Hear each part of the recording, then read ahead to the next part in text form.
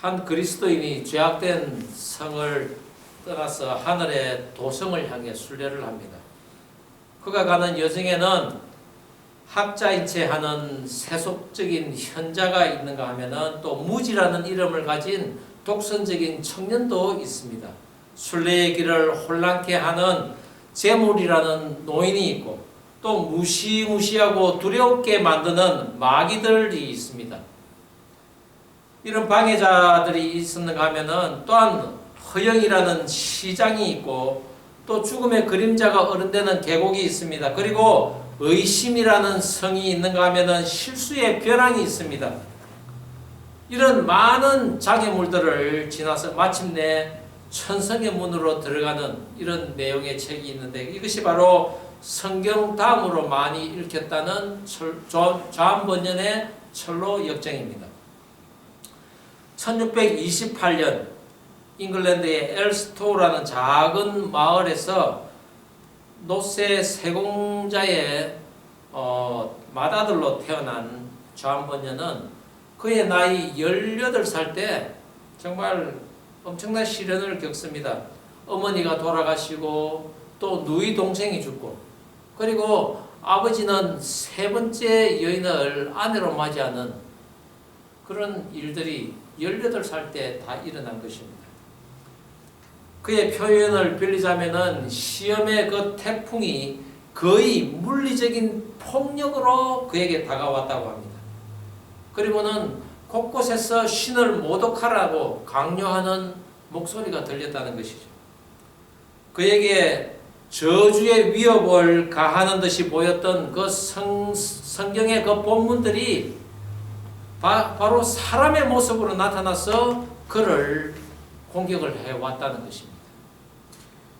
나는 총에 맞아 떨어져 죽은 새와 같았다라고 그는 이야기를 하는 모습을 보면서 정말 그는 정말 영적인 암흑기에 빠져 있었다고 할 수 있습니다. 그런데 그런 그가 자기 죄가 죽어 멸망하기에 마땅한 만큼 중하지 않다는 것을 그는 느꼈다는 것이죠.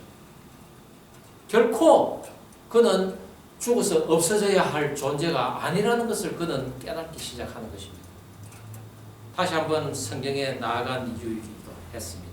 그런 그가 영국 국교회에 대항하여 했다는 이유로 12년이 넘는 그런 감옥 생활을 하게 되었는데 그런 시련 속에서도 그는 성경을 읽으면서 진노의 하나님만 계신 것이 아니라 위로의 하나님도 계심을 알게 되고 그 하나님을 만나는 은혜를 경험하고는 지구촌의 수많은 사람들이 읽게 되는 이 철로역정이라는 책을 쓰게 됩니다. 저와 여러분은 시련과 아픔 가운데서도 과연 얼마나 아름다운 열매를 맺는 삶을 살고 있습니까? 오늘 예수님께서는 산상수훈의 그 마지막 장에서 양의 탈을 쓴 거짓 선지자들을 조심하라고 하시며 예수님의 말씀을 지켜 행하는 자는 아름다운 열매를 맺는 삶을 살 것이며 또한 그들의 그 거처와 지경은 튼튼하게 지워질 것이라고 말씀합니다. 저는 오늘 아름다운 열매를 맺는 삶은 어떤 삶이며 그런 사람들은 과연 어떤 집을 지으며 살아가는지에 대해 아름다운 열매 맺는 자라는 제목으로 예수님의 발자취 8번째 말씀을 함께 나누고자 합니다. 아름다운 열매를 맺는 자, 첫 번째는 좋은 나무에 붙어 있어야 한다는 것입니다. 우리 본문 17절, 18절, 19절 다시 한번 한 목소리 읽겠습니다. 시작. 이와 같이 좋은 나무마다 아름다운 열매를 맺고 못된 나무가 나쁜 열매를 맺나니 좋은 나무가 나쁜 열매를 맺을 수 없고 못된 나무가 아름다운 열매를 맺을 수 없느니라. 아름다운 열매를 맺지 아니하는 나무마다 찍혀 불에 던져지느니라. 세상의 모든 식물과 동물은 유전자로 인해서 자기의 또 다른 형태를 잉태하는데 그것을 씨로 전환을 해서 계속적으로 번식을 합니다. 그렇기 위해서는 건강한 유전자가 보존되어야 합니다. 그것이 바로 전 우주적인 하나님의 그 섭리 가운데 있습니다. 그런데 간혹 그렇지 못한 식물들이 있습니다. 콩 심으면 콩이 나오고 팥 심으면 팥이 나와야 하는데 다른 것이 나오는 것입니다. 건강하지 못한 것이 나와서 나쁜 열매를 맺는 것입니다. 오늘날 특별히 많은 유전자 조작으로 인해서 식물, 동물 할 것 없이 하나님의 창조 질서가 어지럽혀지는 듯한 모습을 보게 됩니다. 지금 당장 중국발 그 코로나 바이러스로 인해서 사람들이 고통을 당하고 있는데 이것 또한 변형된 바이러스의 하나라는 것입니다. 사실 식물이나 동물들은 해롭고 병들고 추악한 모습으로 유전되지 않습니다. 정상적으로 건강하게 생육하고 번성하도록 하나님께서 지으셨습니다. 그런데 인간들의 탐욕 때문에 유전자가 조작되고 변형되어서 심각한 부작용을 낳고 있는 것입니다. 오늘 예수님께서는 좋은 나무는 좋은 열매를 맺고 나쁜 나무는 나쁜 열매를 맺는다고 분명히 말씀하고 있습니다. 그렇다면 이 못된 나무는 단순히 나무를 가리키는 것이 아니라 어떤 특정한 존재를 가리킵니다. 그것은 바로 이 땅에서 추악하고 해로운 존재로 남아있는 인간을 가리키는 것입니다. 본문의 이 열매라는 헬라 칼포스는 열매도 해당하지만 행위와 행동을 뜻합니다.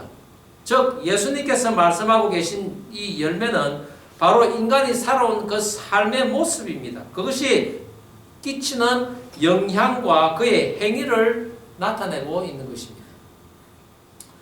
좋은 나무는 곧 선하고 도덕적으로 온전한 삶을 사는 사람으로서 그들은 아름다운 외모뿐만이 아니라 덕스럽고 정직하고 모자람이 없는 삶을 살아가는 것을 의미합니다. 반면에 못된 나무라는 이 헬라어 샤프로스라는 단어는 썩고 무가치하고 부패한 것을 뜻합니다.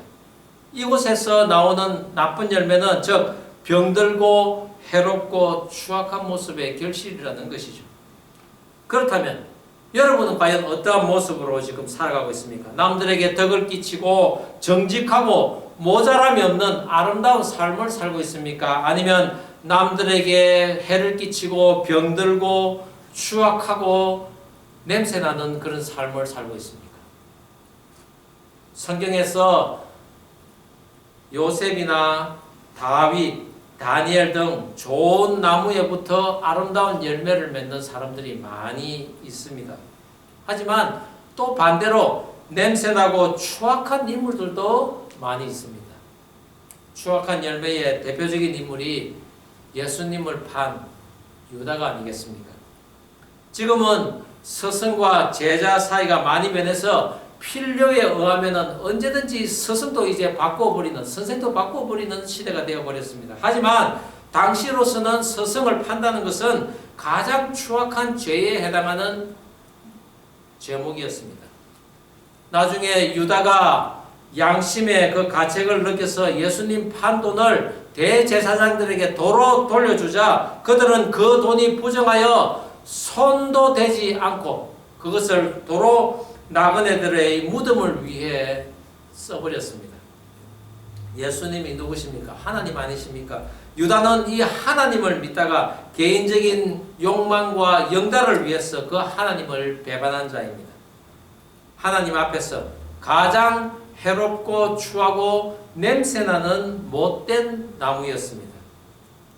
그런 유다는 결국 스스로 목숨을 끊으면서 찍혀 불에 던져지는 그런 최후를 맞이했던 것입니다. 그런데 우리가 아름다운 열매를 맺기 위해 좋은 나무에 붙어 있어야 하는데 세상은 그렇게 우리를 내버려 두지 않습니다. 거짓된 것에 속아 나쁜 나무에 붙을 그런 환경에 우리가 너무나 많이 노출이 되어 있다는 것입니다. 만약에 우리가 나쁜 나무에 붙어 있다면 우리는 나쁜 열매를 맺을 것입니다.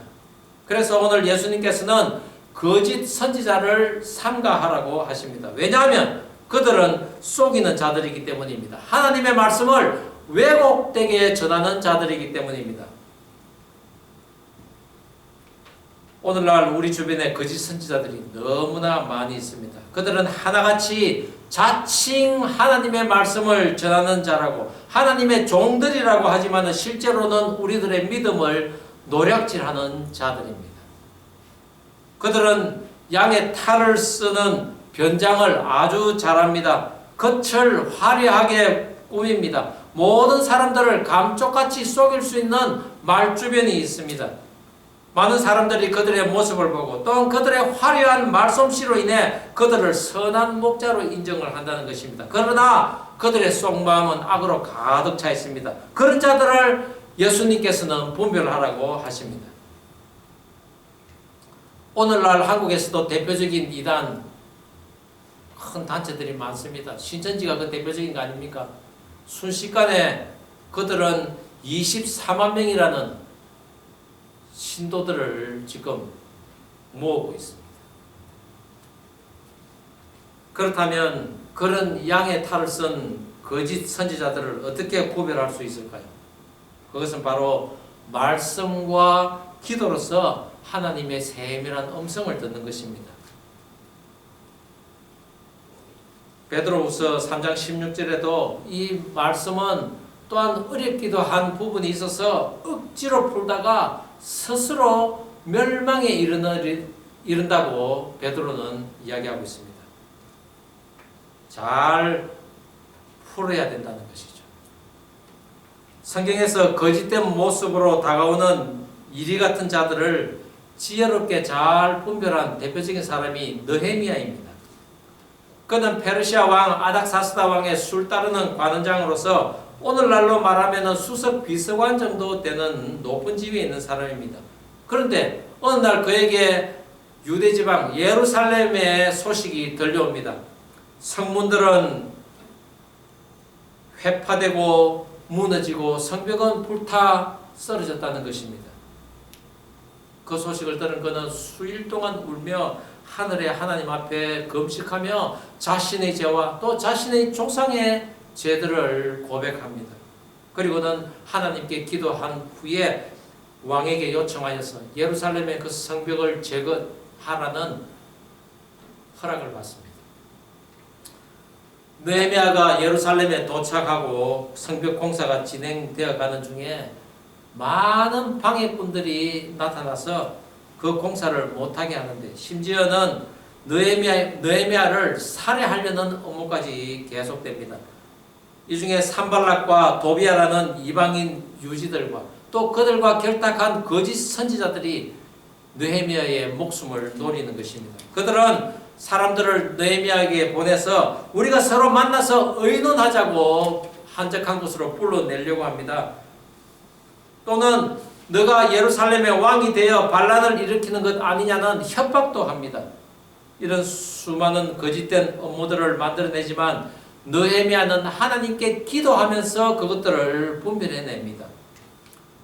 느헤미야서 6장 12절에 보면은 깨달은즉 그는 하나님께서 보내신 바가 아니라 도비야와 산발랏에게 뇌물을 받고 내게 이런 예언을 함이라. 느헤미야는 깨달았다는 것입니다. 어떻게 깨달았을까요? 하나님께 기도함으로써 하나님의 음성을 들었기 때문입니다. 왜냐하면 느헤미야는 늘 하나님께 이렇게 기도합니다. 그것이 6장 14절입니다. 내 하나님이여 도비야와 산발락과 여선지 노아다와 그 남은 선지자들 곧 나를 두렵게 하는 자 그들의 소행을 기억하옵소서 기도했다는 것입니다.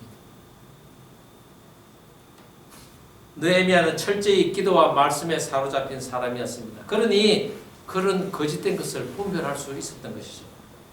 여러분들은 어떻습니까? 우리들을 속이려고 접근하는 세력들을 잘 분별할 수 있습니까? 사실 나를 속이려고 접근하는 사람들 그 거짓된 모습을 분별하기는 쉽지는 않습니다. 그러나 느헤미야처럼 하나님의 기적과 자비하심을 입은 자들은 거짓 선지자들을 분별할 수 있습니다. 바로 성령님의 도우심으로 말미암아 그렇다는 것이죠. 성령님은 언제나 우리와 함께 하시는 분이십니다. 그래서 사도 바울은 고린도전서 2장 13절에 이렇게 이야기하고 있습니다. 우리 고린도전서 2장 13절 함께 읽어볼까요? 우리가 시작.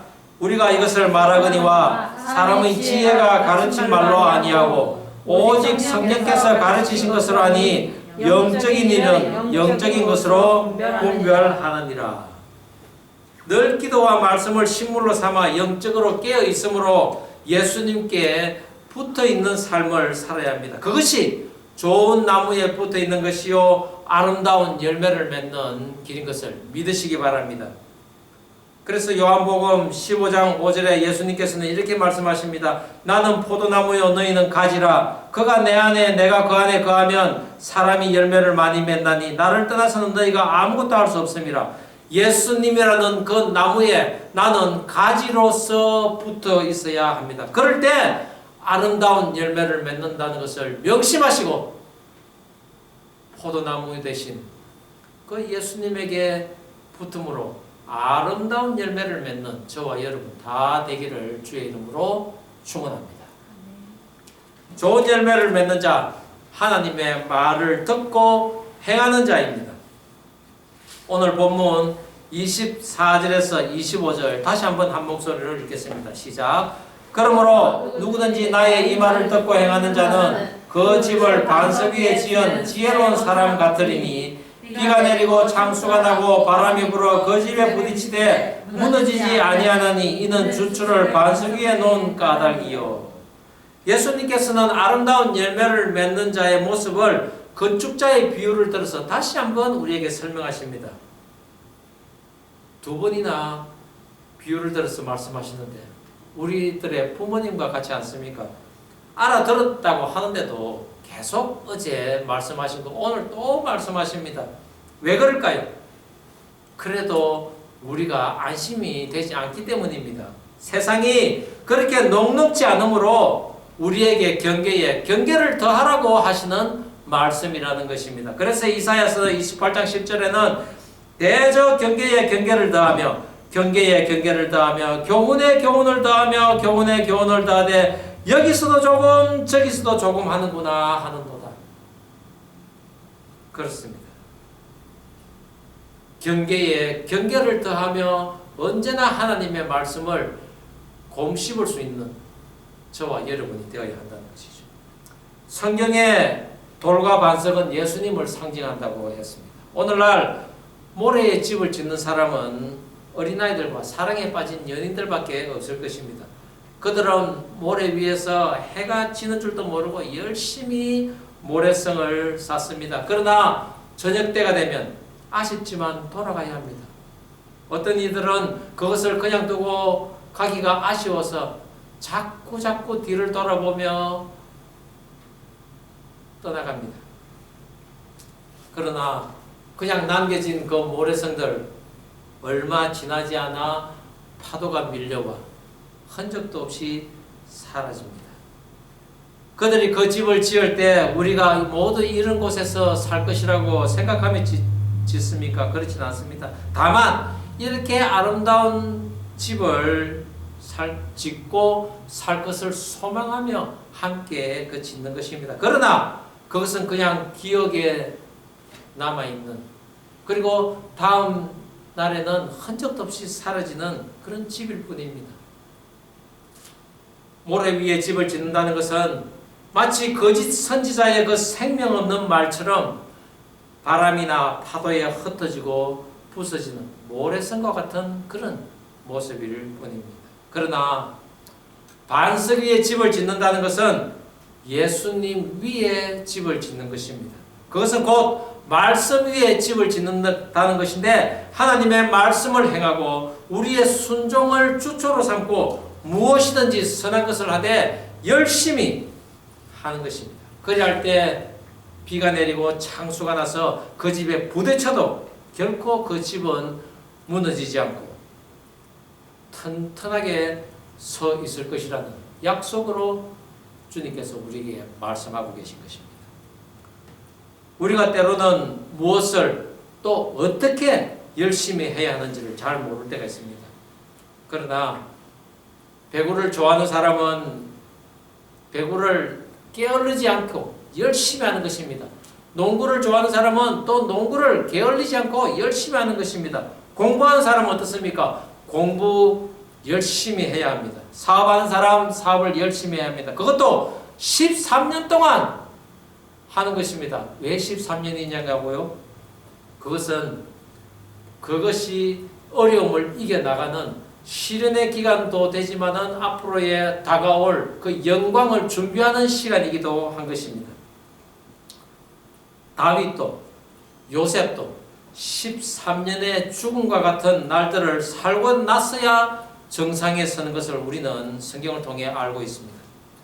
하나님 앞에서 악한 것을 빼고 무엇이라도 열심히 하면 그것은 반석 위에 집을 짓는 것이기 때문에 이 땅에서의 영화도 주시겠다는 것입니다. 하나님의 말씀 위에 지은 집은 비바람이 불고 급류가 몰려와도 결코 무너지지 않습니다. 저와 여러분이 세상 살아가면서 많은 일들을 겪을 것인데 어떤 때는 무섭고 두려울 정도로 어려운 일들이 몰려올 수 있습니다. 꼭 우리 가정이 깨어질 것 같고 또 내 사업장이 무너질 것 같습니다. 내 가족이 흩어지고 있습니다. 그러나 우리가 하나님의 말씀 위에 굳게 서 있는다면 우리는 결코 망하지 않습니다. 어디를 가든지 예수님께서 우리들을 지켜주고 계시기 때문입니다. 결코 무너지지 않게 하실 것입니다. 그래서 내가 있는 곳에 어디서나 예배하는 삶을 살라고 우리가 조금 전에도 찬양을 하지 않습니까? 그것이 바로 아름다운 열매를 맺는 사람들의 모습이며 그런 삶을 살아가도록 나보다도 하나님께서 먼저 원하고 계신다는 것을 믿으시기 바랍니다. 예수님의 말씀을 잘 지켜 행하며 선과 악을 분별하면서 여러분들 중에서 13년 후에는 하나님께서 나의 집을 이렇게 튼튼하게 지어주셨다고 간증하는 저와 여러분 다 되기를 주의 이름으로 축원합니다. 예수님께서 말씀을 마치시니 그 가르침에 무리가 놀라 가르치는 것이 권세 있는 자와 같다고 영광을 돌렸습니다. 그러나 지금은 안타깝게도 우리가 그런 예수님의 설교를 직접 들을 수가 없습니다. 아무리 좋은 설교라 해도 권세가 있으신 그 예수님의 설교와 비교할 수가 없습니다. 다만 이렇게라도 예배를 통해서 하나님의 그 말씀을 전하고 들음으로 내가 거기서 너희와 만나고 나의 음성을 들려주겠다는 하나님의 말씀이 우리 각자에게 이루어지기를 바랄 뿐입니다. 나더러 주여 주여 하는 자마다 다 천국에 들어갈 것이 아니요 다만 하늘에 계신 아버지의 뜻대로 행하는 자라야 들어갈 것이라고 하셨습니다. 그 말씀대로 저와 여러분 성경을 읽어야 합니다. 말씀대로 그리고 행해야 할 것입니다. 앞서 예를 들었던 잠언년도 아름다운 열매를 맺기까지는 수많은 어려움들을 겪었습니다. 예수를 믿게 되었지만 그의 삶은 여전히 고통과 번민 속에 기쁨과 희망이 없는 때가 너무나 많이 있었습니다. 그러나 그의 회심의 결정적인 사건이 있었는데 어느 날 잠언년이 거리를 거닐던 중에 햇빛을 쬐며 이야기하고 있는 여인들의 대화를 우연히 듣게 됩니다. 그 여인들의 대화는 바로 하나님께서 자기들을 얼마나 사랑하시고 계시는지 또 자기들이 얼마나 죄악 가운데 있었는데 자기들이 구원받았는지를 이야기하고 있었던 것입니다. 그 대화를 들은 본녀는 자기에게는 거듭남과 구원에 대한 그런 경험이 없었다는 것을 알게 되었고 이 여인들의 대화는 본년의 그 머리를 떠나지 않으며 그의 마음에 의심의 불길이 일어나며 오히려 그를 두려움과 공포 속으로 몰아갔던 것입니다. 만약 내가 하나님의 은혜에서 멀어진다면 만약 내가 선택받지 못한 자였다면 나처럼 비열하고 더러운 자가 어찌 하나님의 나라를 상속받을 수 있는가 라고 그는 고통했던 것입니다. 그러나 그는 계속해서 말씀 앞으로 나아가면서 하나님의 말씀을 읽는 가운데 한 말씀이 그를 탕 칩니다. 바로 골로새서 1장 20절 말씀입니다. 우리 골로새서 1장 20절 말씀 한 목소리 읽어보겠습니다. 시작. 그의 십자가의 피로 화평을 이루사 만물 곧 땅에 있는 것들이나 하늘에 있는 것들이 그로 말미암아 자기와 화목하게 되기를 기뻐하심이라. 예수님 자신을 십자가에서 제물로 바친 희생으로 인하여 하늘과 땅의 모든 피조물들 가운데 그 어떤 것도 그 희생이 가져다주는 화해의 범위에서 벗어날 것이 없음을 알게 된 그는 마침내 예수 그리스도 앞으로 나아가게 되고 기독교사의 불후의 명작인 이 철로역정이라는 책을 쓰게 됩니다. 수많은 사람들을 예수 앞으로 인도하는 아름다운 열매, 지혜로운 건축자의 본을 보였던 존 번연이었습니다. 한 사람이 예수 믿고 구원받는 것은 너무나 귀한 일입니다. 그 귀한 기회를 헛되이 해서는 안 됩니다. 예수 믿고 구원받은 사람답게 그 구원을 이루어 가야 하는 것입니다. 좋은 포도나무 대신 예수님에게 잘 붙어있는 가지가 되어서 아름다운 열매 맺는 인생, 반석 대신 예수님 위에 집을 짓는 인생 되어서 주님 주시는 풍요롭고 부유한 삶을 살아가는 저와 여러분 다 되기를 주의 이름으로 축원합니다. 기도하시겠습니다.